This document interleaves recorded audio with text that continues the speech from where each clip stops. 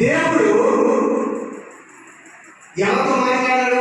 దావీదుతో మాట్లాడాడు. కనుక దావీదు దేవుడు నాతో ఉన్నాడు. ఈ సున్నతలేని ఫిలిష్తీయుడు ఇశ్రాయేలు ప్రజల్ని తిరస్కరించుటకు ఏ పాటువాడు? హల్లెలూయా, హల్లెలూయా. ఏమన్నాడు? ఏ పాటువాడు? ఈ రోజు ఈ ఫిలిష్తీయులు దండలో ఈ ఫిలిష్తీయులను నా చేతులకి ఇచ్చాడు.